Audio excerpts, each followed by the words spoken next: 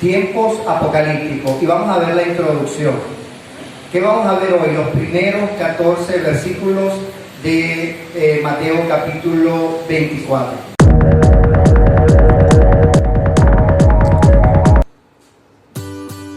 Bienvenido al canal, soy el pastor Pablo Ortega. Dios está sinceramente interesado en tu familia, en que tú puedas construir hogares felices que amen a Dios. Sí, Dios está muy cerca de tu corazón. En primer lugar, ¿dónde se originan las palabras de Jesús?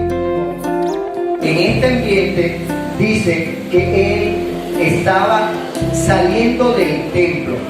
El templo de Salomón era un templo majestuoso que había sido rediseñado después cuando se reconstruyó, o la construcción del segundo templo, porque el primer templo lo construyó Salomón, para el que no sabe, y el segundo templo fue después del exilio.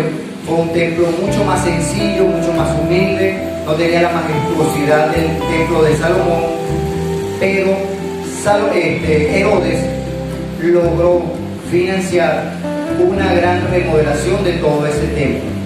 Y entonces, en ese escenario, Jesús le dice que no va a quedar piedra sobre piedra de ese templo.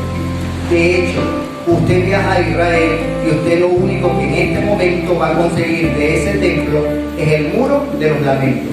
Exactamente es lo único que usted va a conseguir allí. Entonces, la palabra dicha por el Señor se cumplió.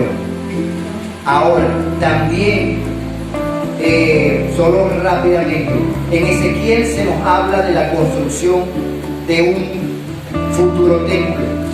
Y vamos a ver a través de la Biblia que sí va a haber en el tiempo del Apocalipsis un templo, porque Tesalonicenses no los habla así.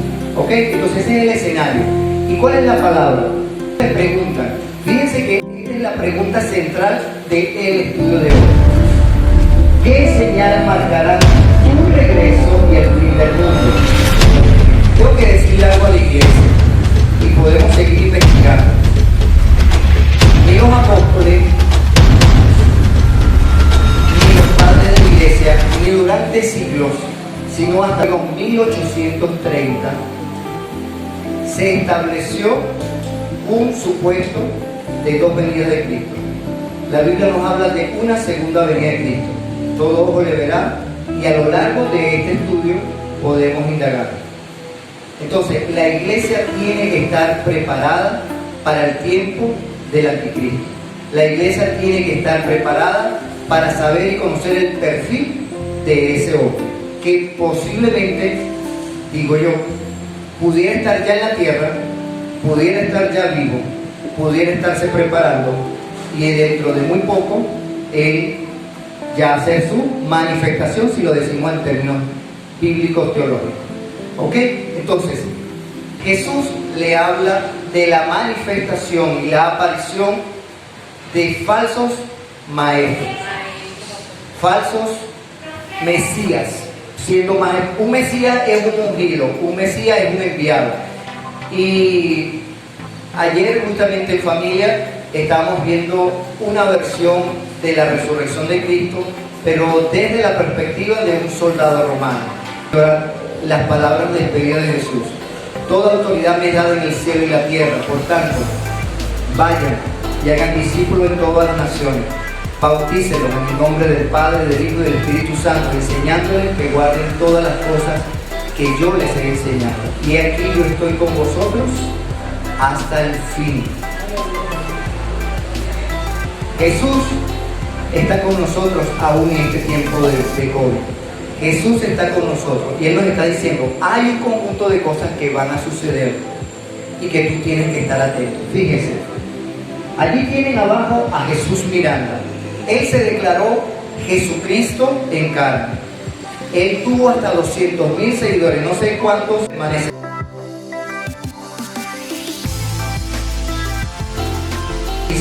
Y murió, no era el Cristo.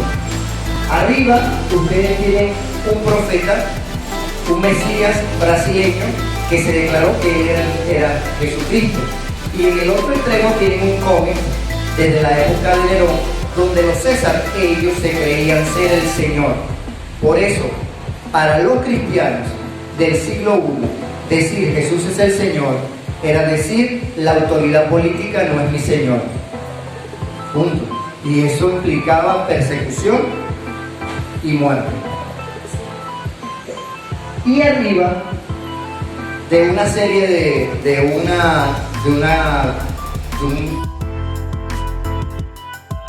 un medio de comunicación de películas, ¿verdad?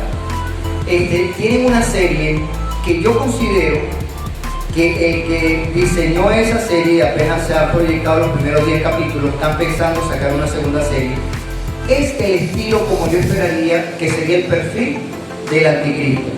Muchos se han ofendido por estos primeros 10 capítulos. ¿Por qué? Porque resulta que la forma como estructuran el personaje de este Mesías, de este falso Cristo, es que este Mesías va a ser de padres iraníes, de un padre árabe y de una madre israelí.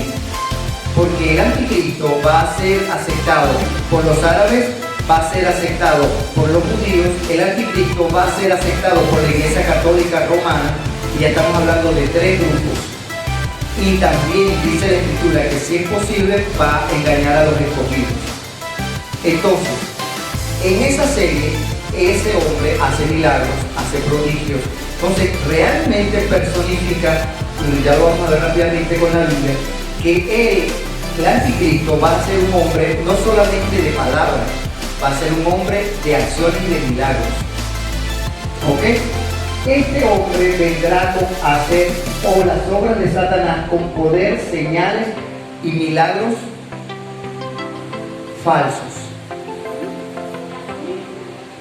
Durante mucho tiempo yo me interrogaba, ¿por qué la gente experimenta sanidades de gente que realmente no es Dios? Porque Satanás también produce milagros. Y si tú estudias 2 Tesalonicenses capítulo 2, la semana siguiente profundizaremos en otro momento más de 2 Tesalonicenses 2, pero este hombre, según 2 Tesalonicenses capítulo 2, versículos 1 hasta el 10 aproximadamente, te dice y te habla del anticristo. Hoy solamente voy a mencionar una característica de él. Él va a producir milagros. Entonces tú te vas a encontrar, si vives en el tiempo del anticristo, del falso Jesús, que él va a hacer milagros, va a hacer maravillas. ¿Y para qué? Dice allí mismo que va a ser para engañar a los que han rechazado la verdad y el amor de Dios. Porque así es la justicia de Dios. ¿Ok? Que ver con liderazgo. Pero dentro de este liderazgo, cuando tú estudias Apocalipsis capítulo 13, se nos describe este versículo que en este momento voy a leer, donde el anticristo va a experimentar, ya lo dice en un versículo previo del mismo capítulo 13, donde él va a tener como especie de una sanidad milagrosa, como especie de una resurrección. Porque recuerden algo, Satanás siempre busca imitar todo lo que sea posible de Cristo, y Satanás va a levantar a este hombre y posiblemente, como usando palabras de Cristo, viene pero ya está. Es posible que ya este personaje ya esté en el mundo.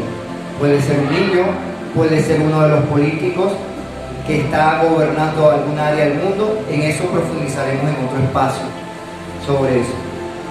Pero nos dice el texto: y adorarán a la bestia todos los que pertenecen a este mundo, cuyos nombres no estaban inscritos en el libro de la vida antes de la creación del mundo, el libro que le pertenece al Cordero que fue sacrificado.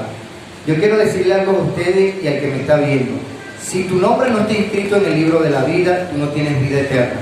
¿Y cómo es eso que los que están inscritos en el libro de la vida desde la eternidad? Pedro nos habla del predeterminado conocimiento de Dios, de nuestras decisiones. La salvación, aunque nosotros hemos sido elegidos, es condicionada a la fe, a la respuesta que tú des al planteamiento, al Evangelio de Jesucristo.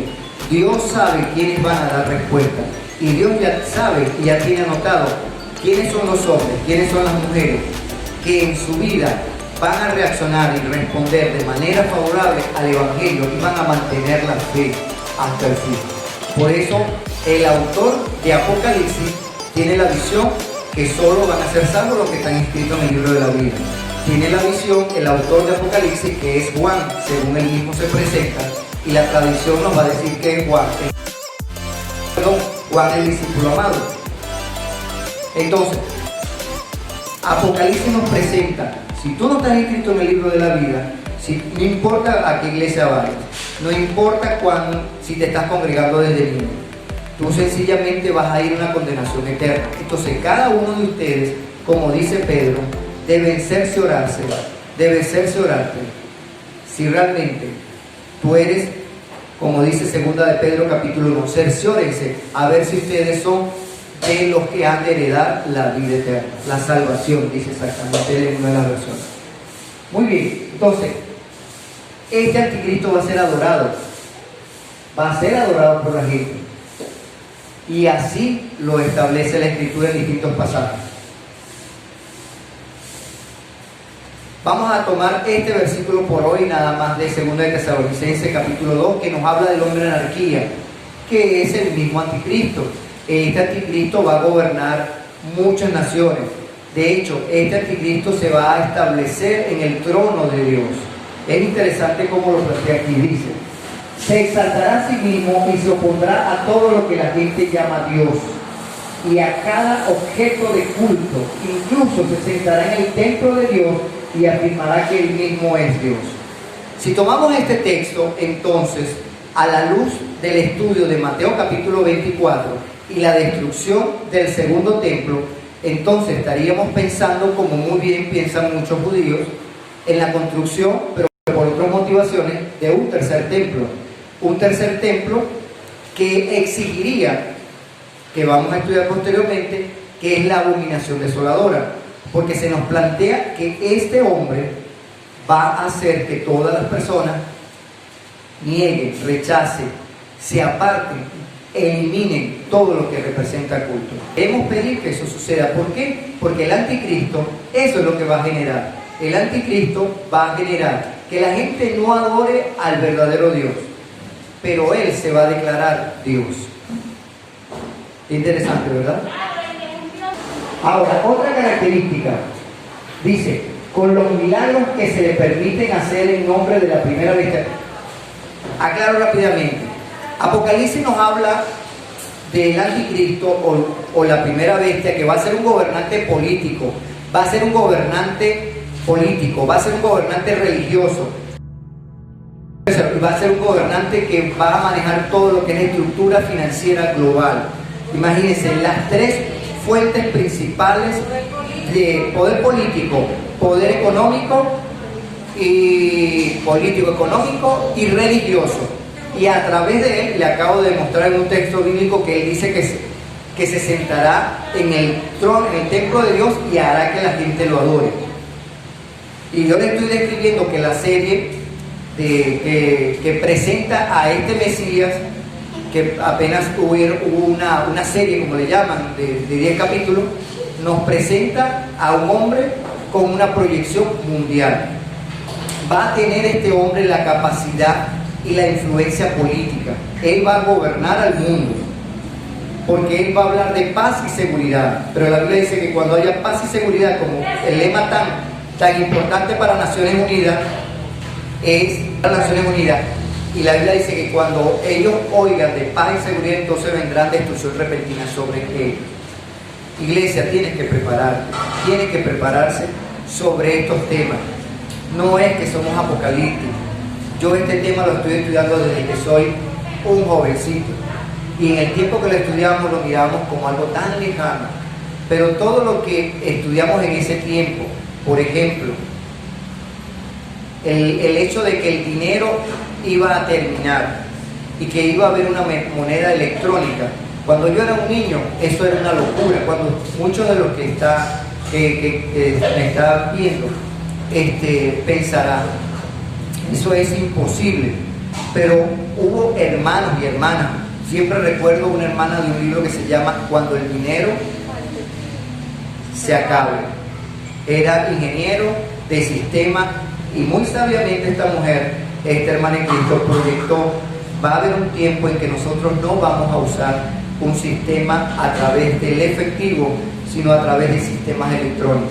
Y ya de una u otra manera a nivel mundial eso existe, se está trabajando, pagamos de manera electrónica, transferencias, pago móvil, todo eso implica mecanismos a través del cual los entes gubernamentales, si lo quieren, pueden controlarlo, porque en un momento determinado también vamos a hablar de lo que llaman el chip, porque establece que en tu mano o en tu frente, que son los dos puntos que establece Apocalipsis, tú podrás comprar o vender solo si tienes ese instrumento electrónico conectado a tu cuerpo. Y aquí se nos plantea que va a haber un falso profeta que va a hacer milagros, aquí en Apocalipsis 13, que va a hacer milagros y va a llevar a la gente a que adore al anticristo, a la bestia.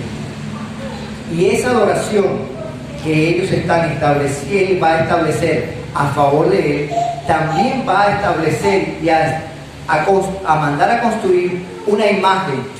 Y lo interesante que el Apocalipsis nos dice que ellos van a adorar a Satanás y a la bestia. Y hay muchas formas de adorar a Satanás. Pablo en 1 Corintios capítulo 10 versículo 20 nos dice que el que adora a los ídolos, a los demonios adora. Entonces cuando tú tienes una imagen, cuando tú tienes a alguien que le rindes culto, en lugar de adorar al verdadero Dios y al único Dios verdadero y todopoderoso, tú estás adorando a los demonios. ¿Seguimos? ¿Cuántos de ustedes han dado a luz? ¿Cuántos de ustedes han experimentado los dolores de parto?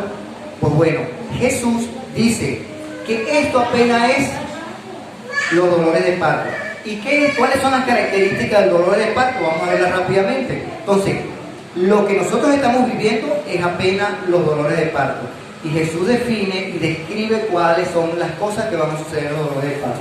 Número 1, dice que se oirán de guerra y de amenazas de guerra. Número 2, el fin no vendrá inmediatamente después. Entonces usted tiene que tener paciencia. No porque estamos oyendo de guerra, viendo guerra, rumores de guerra, amenazas de guerra. Tenemos años con la amenaza de una guerra nuclear y siempre la gente está tensa. Una nación entrará en guerra con otra y un reino con otro reino. Y sabemos que hay varios reinos establecidos, aunque no a la antigua, pero sí económicamente a lo presente. Y hay varios reinos a nivel del mundo. Entonces, eso se está cumpliendo. Habrá hambre y terremoto. Entonces, de hecho, el día pasado hubo un temblor de 5 puntos aquí cerca de, creo que fue la semana pasada o esta semana, el día viernes. Hubo un temblor cerca de la frontera con nosotros de 4.5 o 5 puntos en la escala de Richter, si entiendo bien. Y eso va a seguir sucediendo y van a haber terremotos. Entonces, ninguno de nosotros quiere vivir un terremoto, pero eso, dijo Jesús, eso va a pasar, está pasando. Estamos en un país que a través del COVID se ha detenido la economía. Solamente en Estados Unidos el 10% en los primeros meses perdió el empleo, aunque ellos han generado nuevos empleos en otros sectores, y hay sectores que se han fortalecido, desde las telecomunicaciones, todo lo que es la parte de celulares, conexiones de internet, todo lo que son ventas electrónicas, se han fortalecido. Y todo el mundo ahora tiene que pensar cómo puede vender electrónicamente. Pero hambre hay. Pregúntele a los venezolanos. Ok, ¿qué sucederá cuando se manifieste el anticristo? Oye, yo quiero alertar a la iglesia en este punto, porque Jesús lo dijo. Vea, iglesia, lo que Jesús dijo sobre el tema. Los arrestarán, los perseguirán y los matarán. Desde el siglo I se ha presentado eso a lo largo de la historia. Hoy día todavía siguen persiguiendo en distintas partes del mundo a los cristianos por su conciencia. Hay muchas formas de cómo perseguir. quitándole posibilidades de trabajo, posibilidades de comunicación, posibilidades de empoderarse, de crecer, etc. Hay muchas formas de cómo perseguir a alguien. En todo el mundo los odiarán por ser mis seguidores. Oiga, Jesús lo dijo, los perseguirán por ser mis seguidores. Y aquí yo me detengo. ¿Cuánto amas tú a Jesús? ¿Cuánto tú estás dispuesto a padecer por Cristo? ¿O a la primera de cambio vas a claudicar? Dice que muchos se apartarán de mí. ¿Quiénes se van a apartar? Cristianos. En el tiempo del principio de dolores, muchos cristianos se van a apartar del Señor. En un programa entre pastores a nivel internacional, donde hay un estudio que expresa que a nivel mundial 1 de cada 5 congregaciones, cuando termine la pandemia, ya no existirá esa congregación. Y en algunos países, algunas de las personas que reportaban manifestaban que por lo menos el 50% de los ministros reportaban que habían entregado los edificios de su congregación. Algunos han podido sobrellevar a través de reuniones en muy pequeños grupos, pero hay países, ¿verdad?, donde inclusive están persiguiendo a la gente reuniéndose en pequeños grupos, donde los están suscribiendo que estén confinados exclusivamente a su casa. Entonces, imagínese usted teniendo locales donde tienes que mes a mes estar pagando una renta sin poderlos estar utilizando o darle un uso para el cual fueron alquilados. Paulo Freire ya hablaba, el encuentro no es igual al encuentro en las redes, el encuentro cara a cara no es igual el que estamos viendo por Zoom, que es uno de los medios que de repente permite un poco más de interactividad. No es igual el afecto, el cariño, la cercanía, el acompañarse, el apoyarse. Podrás utilizar todos los medios tecnológicos, pero nunca será igual. Pero muchos se están apartando del Señor. Y es hora que más bien la gente vuelva a Cristo. Porque recuerda, si tu nombre no está inscrito en el libro de la vida, tú no serás salvo. Se traicionarán unos a otros y se odiarán. Y eso está pasando hoy día en muchos países. Somos testigos los ministros de esas cosas. Cristianos traicionando y declarando informaciones de otros ministros, persiguiendo, traicionando a otros creyentes. Pues Jesús ya lo alertó. Cuando venga el tiempo de dolores, eso iba a pasar. Y habrán falsos profetas que engañarán a mucha gente. Fíjense, Jesús Miranda era seguido por gente con estudios, con recursos. No es que eran personas ignorantes. Usted puede decir, no, es que son unos ignorantes. No, gente profesional del nivel 3 y 4. Entonces, Jesús lo alertó. Van a engañar a muchos. Y ya muchos están siendo engañados. ¿Y qué dice? Abundará el pecado y el amor se enfriará. Y ahora Dios nos ha establecido que debemos ser un hombre para una mujer para constituir una familia. No un hombre con un hombre y una mujer con una mujer. Esa es la familia que Dios estableció. Dios estableció que la gente puede tener su vida sexual en familia. ¿Y qué es lo que estamos encontrando? No, podemos tener relaciones libres, relaciones múltiples, y la palabra de Dios, todo eso nos establece que no es lo que Dios quiere. Y si tú realmente quieres agradar a Dios, tú tienes que entonces vivir conforme a los principios y a los decretos y a la palabra de Dios. El amor de muchos se enfriará, el pecado sobreabundará. Es decir, Jesús declaró, y más adelante aparece, que serán como en los tiempos de Sodoma y de Gomorra. ¿Cómo eran los tiempos de Sodoma y Gomorra? Que desde el más joven hasta el más anciano practicaban la homosexualidad y quisieron a dos ángeles materializados tener relaciones sexuales con ellos. Usted lo puede ver y leer en Génesis capítulo 19. Eso es lo que está viviendo. Eso es lo que van a vivir sus hijos. Eso es lo que van a vivir sus nietos. Eso. O sea, el pecado va a abundar. ¿Y qué es lo que tú puedes dar? Principio, orar por ellos, formar la palabra de Dios en sus corazones, para que ellos amen y vivan para Dios. Así lo dice Malaquías capítulo 2, versículo 14 y 15. ¿Qué deben hacer los discípulos? Por último, pero el que se mantenga firme hasta el final será salvo. La salvación es por gracia, pero el que estableció la salvación por gracia nos establece que yo debo obedecer al que me salvó. Porque la gente ha confundido, bueno, como la salvación es por gracia y es gratuita, no importa lo que yo haga. Falso. Dios establece y quiere, Dios te ha dotado, si tú eres un creyente, Dios te ha dotado con el Espíritu Santo. Dios te ha dotado con la capacidad sobrenatural para tú vencer el pecado.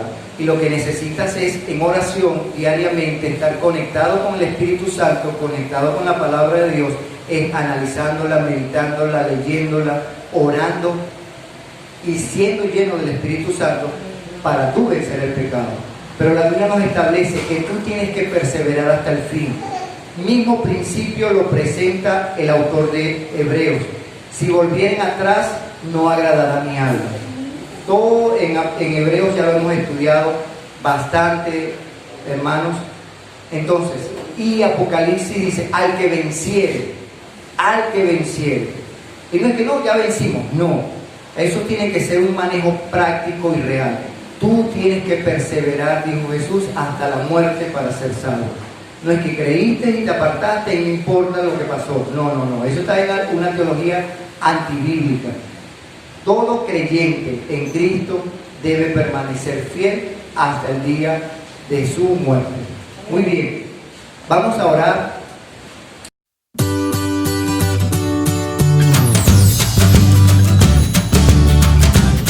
Si te gustó nuestro video, dale me gusta, dale un like y suscríbete a nuestro canal, que estarás aprendiendo muchas cosas interesantes para edificar tu vida. Nos vemos en el próximo video, que va a haber mucho aprendizaje para tu vida. Dios te bendiga grandemente.